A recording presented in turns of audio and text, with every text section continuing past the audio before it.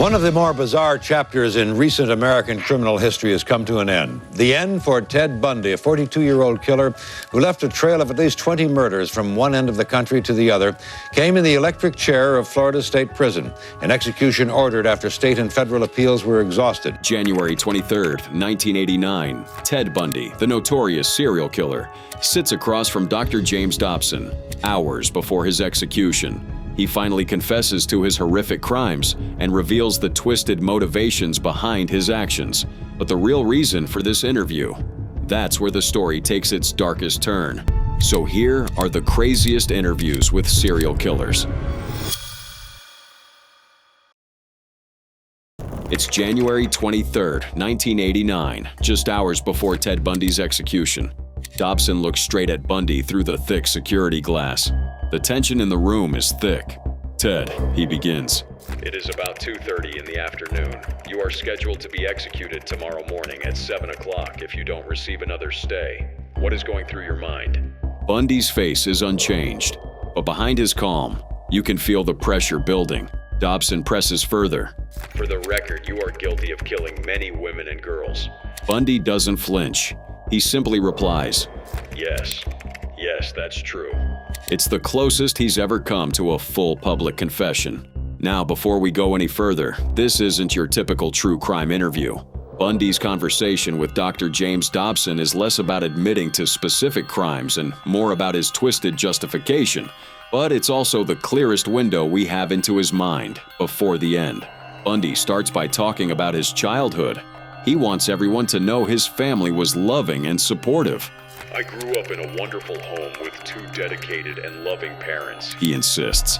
"I was not physically abused or sexually abused." He's careful to absolve his family of blame.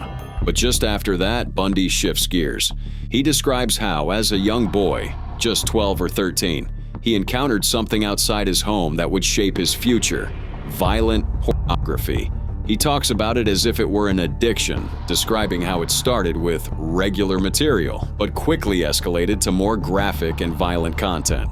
As the interview continues, Bundy claims that this exposure eroded his moral inhibitions. He says, "What I was dealing with there were very strong inhibitions against criminal behavior, against criminal violence, that had been conditioned into me by my environment, by my neighborhood, by my church, through a lot of things." But then Bundy drops the pretense. He admits that his addiction to violent pornography wasn't enough on its own. Alcohol, he says, was the second ingredient. He claims it diminished his inhibitions and allowed him to act out some of the violence that had been building up inside him. Bundy then describes the progression from fantasy to reality. He talks about how, after years of feeding his addiction, he reached a point where "The fantasy life became a reality." It's a chilling admission. "I look at this as a kind of addiction, like other kinds of addiction." Bundy says, "I would keep looking for more potent, more explicit, more graphic kinds of material." Dobson asks about Bundy's first murder. Bundy's answer is calculated. He doesn't give details, but he describes the aftermath. "It was like coming out of some kind of horrible trance or dream." Bundy says, "I would be absolutely horrified by what I'd done." Bundy then makes a sweeping claim. "Every one of the serial killers that I've ever spoken with," he tells Dobson, "without exception, was deeply involved in pornography. Without question, without exception, deeply influenced and consumed by an addiction to pornography." It's a statement that would become controversial, but it's a key part of Bundy's final narrative. As the interview comes to a close, Bundy turns his attention to the future. He warns about the dangers of media violence. "Whose dangerous impulses are being fueled day in and day out by violence in the media?" he asks. "And who may be a Ted Bundy in waiting?" In his final moments, Bundy doesn't beg for mercy. Instead, he admits his fear of death while acknowledging his crimes. Bundy's last interview is a masterclass in manipulation. He tries to shift blame, downplay his responsibility, and paint himself as a victim of circumstance. But through it all, the cold reality of his actions remains. As you watch him, remember, this is a man who confessed to at least 30 murders and likely committed many more. The charming, articulate Ted Bundy you see in this interview is the same person who terrorized America for years. But probably the only person with a more shocking interview than Ted Bundy is Jeffrey Dahmer. In this never-before-seen video from the Inside Edition archives, he's clearly nervous. His hands won't stay still as he prepares for the exclusive 1993 interview. July 22, 1991, Milwaukee. A man escapes from an apartment where he says a freak had handcuffed him and threatened to kill him. This man was Tracy Edwards, and the freak was Jeffrey Dahmer, one of America's most notorious serial killers. But how did Dahmer's twisted saga begin? Jeffrey Dahmer was born May 21, 1960, in Milwaukee, Wisconsin. From an early age, he had a disturbing fascination with death and dead animals, often collecting skeletons and dissecting carcasses. But it wasn't until 1978, just weeks after graduating high school, that Dahmer's dark fantasies crossed into reality. That first murder was unplanned. Dahmer had picked up 18-year-old Stephen Hicks, a hitchhiker headed to a rock concert. After hours of drinking and music, Hicks decided to leave, but Dahmer couldn't accept that. In a brutal act fueled by obsession and rage, he bludgeoned Hicks and strangled him. The chilling act marked the start of a killing spree that would last 13 years. But then, a strange pause. Dahmer stopped killing for nearly a decade. Why? He explained it wasn't a lack of desire, but a lack of opportunity. When he moved back to Milwaukee in 1981, his urges resurfaced, fueled by exposure to pornography and a growing fixation on total control over his victims. Dahmer's process was cruel and calculated. He described how he depersonalized his victims, seeing them not as people, but objects to satisfy his desires. This mental detachment made it easier for him to commit increasingly horrifying acts without remorse. At bars, clubs, or bathhouses, Dahmer would find a victim, often offering money to lure them. Back at his apartment, he'd slip sleeping pills into their drinks. Once unconscious, Dahmer would strangle them, then pose their bodies and dismember them. His apartment became a macabre museum filled with human remains. He kept skulls, skeletons, preserved body parts, trophies to fuel his obsession. He even planned an altar of skulls and bones, a grim shrine to his terrifying control. As his crimes escalated, Dahmer admitted to consuming parts of his victims. Cannibalism born not from hatred, but a twisted need to keep them close forever. When confronted about his crimes, Dahmer didn't deflect blame. The person responsible, he said, was sitting right across from you.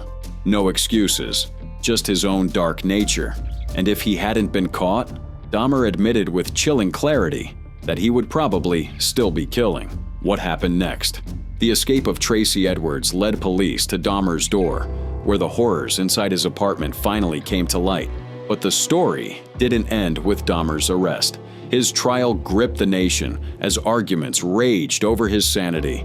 Ultimately, he was found sane and sentenced to life in prison, but his fate there was as brutal as his crimes.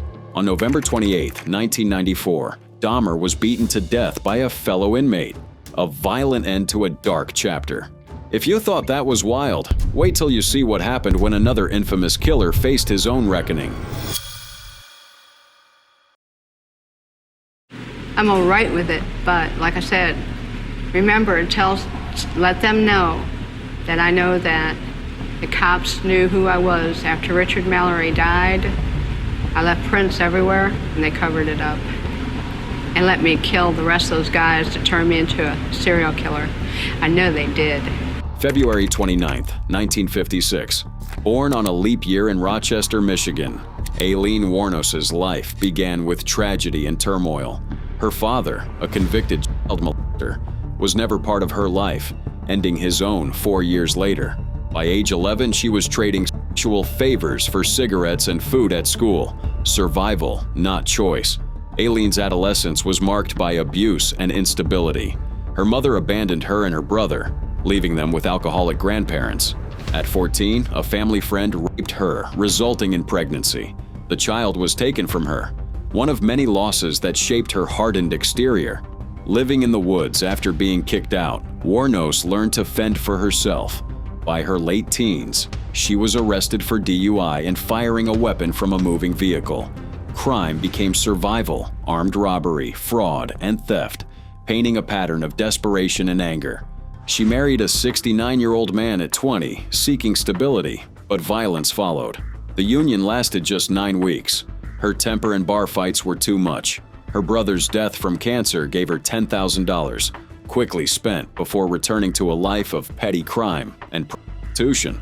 The 1980s brought Tyria Moore into her life, a relationship built on love and mutual need. Together they drifted through Florida, supported by Warnos's work along highways, but darkness loomed. In late 1989, the first body appeared. Richard Mallory, 51, was found shot to death. Warnos claimed self-defense. She said he was a rapist, and evidence later confirmed his violent past. But police found her thumbprint on a pawn shop receipt for his property, a crucial break in the case. Yeah, I'm ready to go. Hey, I was tortured at BCI. They had the intercom on in the room, and they kept lying that it wasn't on. The bodies multiplied. 7 men, all middle-aged motorists, all found dumped along Florida highways. Some were stripped, others left clothed, but all shared the same fate: multiple gunshot wounds. Warnos's pattern was becoming clear, but her motives remained murky. July 1990 marked a turning point. Warnos and Moore crashed a victim's car, leaving behind evidence and witnesses. Police circulated their sketches, closing in. In January 1991, Warnos was arrested at the Last Resort bar. Her running days over. Moore offered immunity, cooperated fully. From a police-controlled motel room, she called Aileen repeatedly, coaxing a confession. 4 days later, Warnos admitted to several murders, maintaining they were acts of self-defense against attempted rape. But the evidence spoke otherwise. Pawned belongings, witness statements, and Moore's testimony painted a different picture. In 1992, Warnos was convicted of Mallory's murder and sentenced to death. She later pleaded no contest to 5 more killings, receiving additional death sentences. Prison life took its toll. Warnos's mental state deteriorated rapidly. She accused guards of spitting in her food, contaminating it with bodily fluids, and using intercoms for psychological torture. Hunger strikes and outbursts became routine.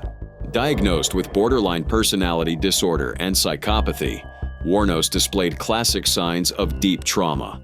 Yet her intelligence and street smarts remained sharp, even as her grip on reality faltered. In 2001, she dropped all appeals, insisting on execution. I am so sick of hearing this "she's crazy" stuff. She wrote the court, I'm competent, sane, and I'm trying to tell the truth. I'm one who seriously hates human life and would kill again. October 9th, 2002, the final day. Warnos declined a last meal, asking only for a cup of coffee. Her last words echoed her belief in cosmic revenge. I'd just like to say I'm sailing with the Rock, and I'll be back like Independence Day with Jesus June 6th. Like the movie Big Mothership and all, I'll be back. Her ashes were scattered in Michigan by a childhood friend beneath a tree where she once found comfort. But her legacy remains. Part victim, part monster, all too human. Aileen Warnos's story isn't just about murder. It's about how trauma breeds monsters. Her life inspired films, documentaries, and debates about gender, violence, and justice. Was she a serial killer by nature or by nurture? The truth lies somewhere in the darkness she left behind. But if you think her tale is twisted, wait until you hear about the next case. A story where justice took an even more bizarre turn. When you look over at the photos, I have no recollection of any of them. Never met them.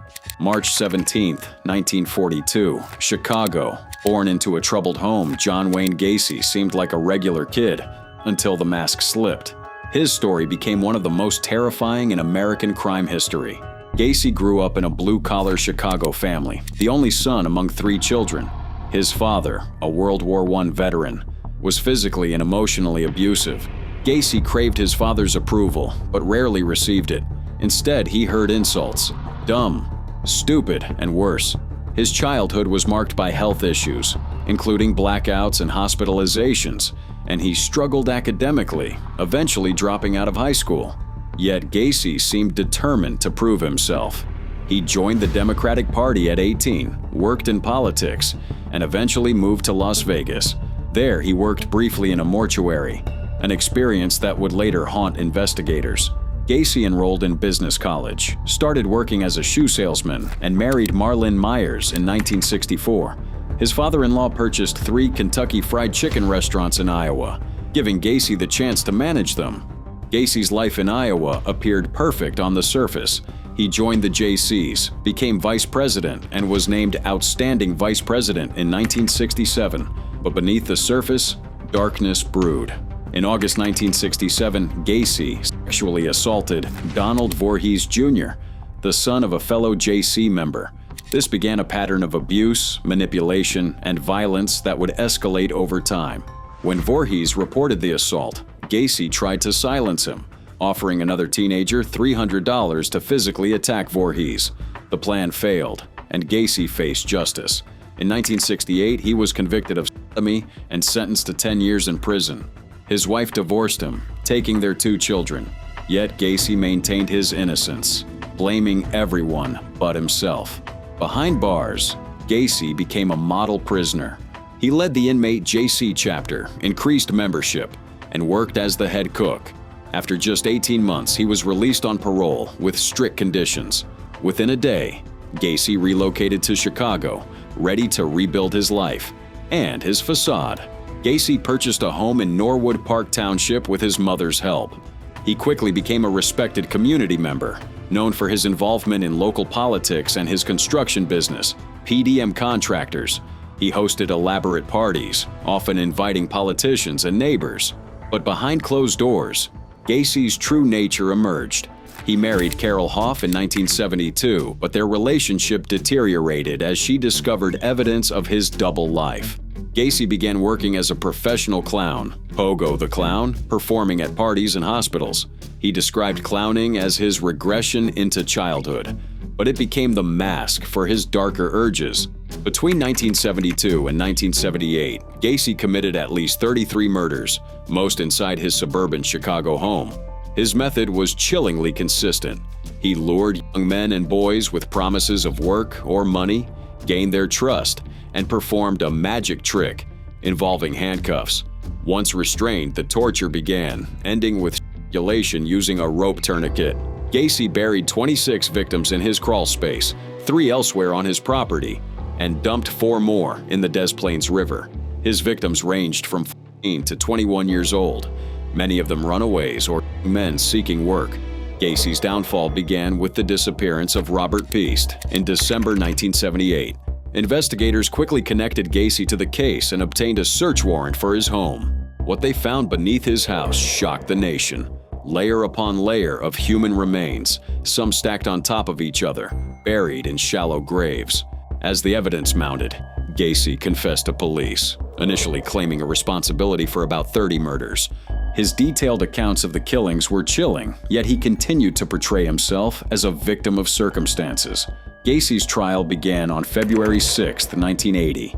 His defense team attempted an insanity plea, presenting evidence of multiple personalities, but the prosecution painted a clear picture of premeditation and control. Witnesses described his methods, his manipulation, and his deliberate attempts to avoid detection. The jury deliberated for less than 2 hours before finding Gacy guilty of 33 murders. At that time, the most for any person in U.S. history. He received multiple death sentences and was sent to death row at Menard Correctional Center. Or any of the others. Or Charlie Manson. See, I don't comment about other cases for the simple fact is that I wasn't there. Do you feel somewhat of a kinship with some of these people? God, I hate that when they put me in the same club with them. For 14 years on death row, Gacy maintained his innocence, blaming others for the murders. He painted clown portraits and corresponded with thousands of people, but never showed genuine remorse. On May 10, 1994, Gacy faced execution by lethal injection. The procedure was botched, taking 18 minutes instead of the expected 5. John Wayne Gacy's crimes forever changed how America viewed the face of evil. The killer clown shattered the illusion of safety in suburban neighborhoods. His case led to significant changes in missing child procedures, eventually contributing to the development of the Amber Alert system. Next, we'll step into the mind of another notorious killer who collected the lives of his victims like trophies.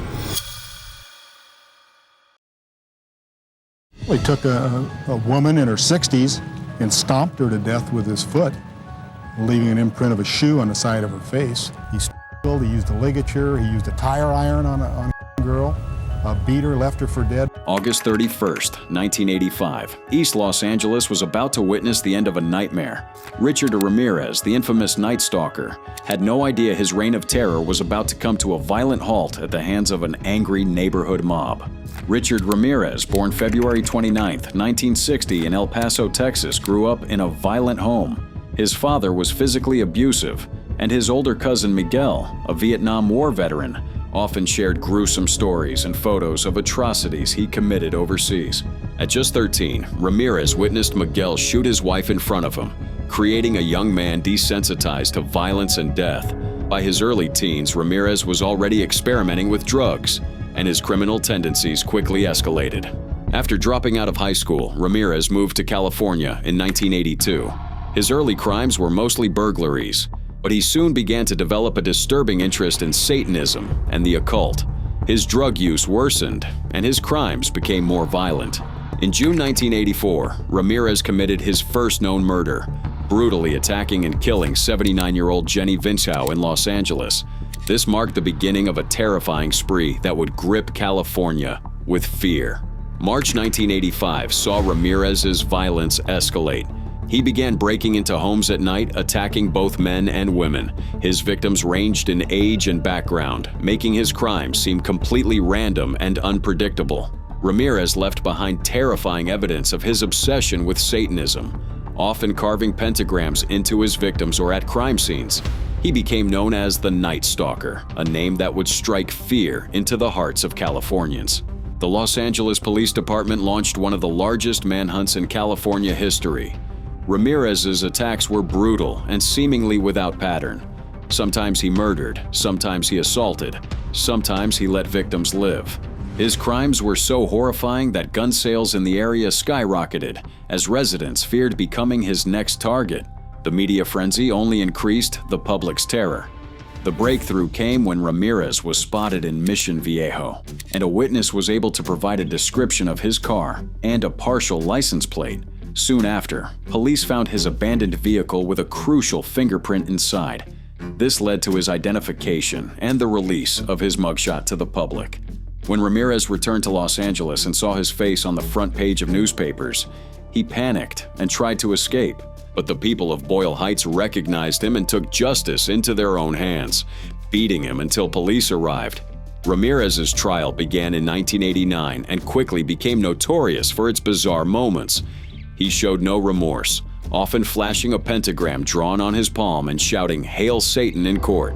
The trial lasted months and cost $1.8 million, making it the most expensive in California history at the time. Ramirez was convicted of 13 murders, 5 attempted murders, 11 sexual assaults, and 14 burglaries. The judge called his crimes cruelty, callousness, and viciousness beyond any human understanding. Richard Ramirez was sentenced to death, but spent more than 2 decades on death row, marrying a fan and showing no remorse. Why on earth would you have hurt those people? Why did you kill those people? No comments. I cannot answer that at this time. However, one of the few things he could talk about was his likeness for Satanism. As far as Satan is concerned, I believe in a malevolent being. His description eludes me, but I have felt powers that are evil. But even with that, Ramirez thought fake stories about him were being circulated, and also felt to some degree that he was not among the worst of humankind. But after it was all said and done, he died in prison in 2013 from cancer, never facing execution. His horrifying spree left a permanent mark on California's history, a reminder of how one man's evil can terrorize an entire state.